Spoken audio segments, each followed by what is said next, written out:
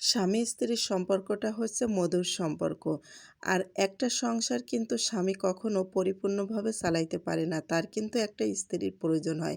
তখন কিন্তু সে বিয়ে করে। বিয়ে করার পরে কিন্তু সেই সংসারের ঘরের বাইরের সব কাজ কিন্তু একটা স্ত্রীর কাঁধে এসে পড়ে। তার বাচ্চা সামলানো, সংসার সামলানো সবকিছু। কিন্তু যে পুরুষ বাইরে কাজ করে সে কিন্তু এসে ঘরের সংসার সবকিছু কাজ করতে পারে না। কিন্তু একটা সময় দেখা যায় সেই মধুর সম্পর্কটা সবসময় থাকে না। কারণ সেই স্ত্রী যখন স্বামীর কাছে কোনো কিছু আবদার করে, তখন যদি সে পরিপূর্ণভাবে দিতে না পারে, তখন কিন্তু সেই স্ত্রী যদি লেখাপড়া জানে, তখন কিছু না কিছু সে করতে চায়। কারণ সেই স্বামীর সংসারটা পরিপূর্ণ করতে চায়। অনেক সময় দেখা যায় যে পরিপূর্ণ হয়তো অনেকেই হতে দেয় না। অনেকেই কাজ করতে গেলে বাধা দেয়।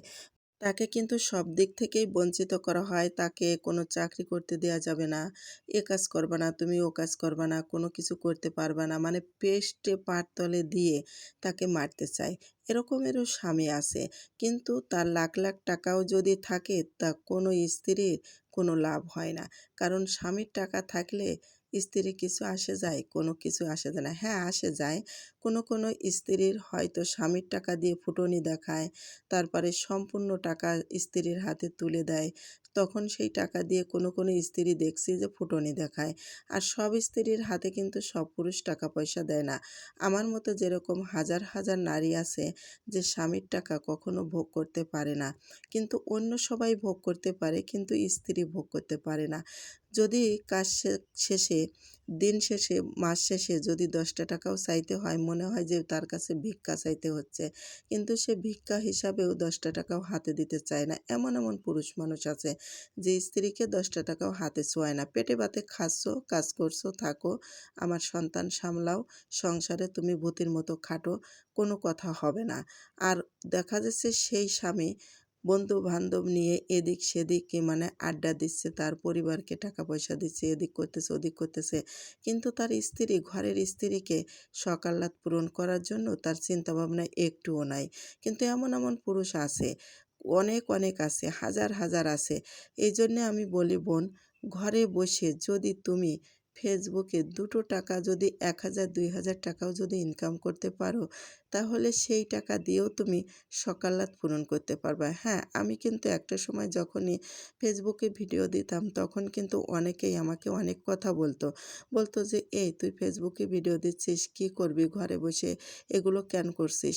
আরে ভাই, ঘরে বসে যদি আমি ২,০০০, ১,০০০ টাকা যদি ইনকাম করতে পারি, সেই টাকা দিয়ে আমি সকাল্লাদ পূরণ করতে পারলাম। কারণ স্বামীর কাছে তো ভিক্ষা চাইতে হলো না। কারণ স্বামীর কাছে সবসময় ভিক্ষা চাওয়া যায়। দাঁড়ায়, দাঁড়ায় থাইকে ৳১০, ৳৫ টাকার জন্যে, ৳১০০ টাকার জন্যে ভিক্ষা চাইতে হয়। দরকার কি আছে সেই ভিক্ষা চাওয়া? তার সংসারে থেকে এত খাটাখাটনি করে তারপরেও যদি সে না বোঝে যে আমার স্ত্রী আমার কাছে টাকা চাচ্ছে, তাহলে তার টাকা দিতে হবে, হয়তো তার সকাল্লাদ পূরণ করতে হবে। কিন্তু প্রত্যেকটা মেয়েরই সকাল্লাদ থাকে, তাই না? কেউ পূরণ করতে পারে, কেউ পারে না। সামর্থ্য থাকার সত্ত্বেও যদি সেই স্ত্রীর সকাল্লাদ পূরণ না করে, তখন সেই স্ত্রী কিন্তু নিজের পায়ে দাঁড়ানোর চেষ্টা করে। কিছু না কিছু করতে চায় যে স্বামীর কাছ থেকে আর আমি কোনো কিছু চাইবো না। আমি একটা কিছু করব, করে তাকে দেখাবো। এমন, এমন মেয়েরাও আছে, তারা করতে পারে কিন্তু বাধা বিঘ্ন সব কিছু তেড়িয়ে দিয়ে সবকিছু এগিয়ে নেওয়ার চেষ্টা করতে হবে। কারণ স্বামী সে অন্য জায়গায় খরচ করতে পারবে কিন্তু স্ত্রীর বেলায় নাই। তা প্রিয় ভাই বোনেরা, অনেক কথাই বললাম।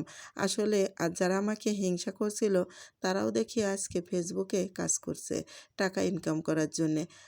এইজন্যে বলি কাউকে কখনো হিংসা করা ঠিক না। তুমিও নারী, আমিও নারী। তুমি আমাকে হিংসা করো কী জন্যে? কারণ কার ভাগ্যে কী জোটে কেউ বলতে পারে না। সবার ভাগ্যে সব রকমের হয় না। সবার কপালে ভালো স্বামী জোটে না, সবার কপালে ভালো বউও জোটে না।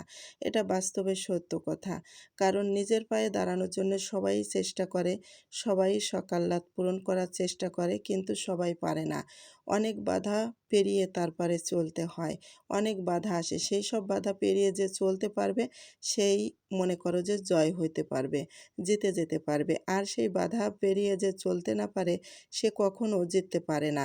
তা আমার কাছে মনে হয় যে সামনে যত বড়ই ঝড় তুফান আসুক না কেন, তাকে মানে একদিক পাশে রেখে তারপরে এগিয়ে যাওয়ার চেষ্টা করতে হবে। তা প্রিয় ভাই বোনেরা, চলে গেলাম। আজকের মতো বিদায় নিলাম। আল্লাহ হাফেজ।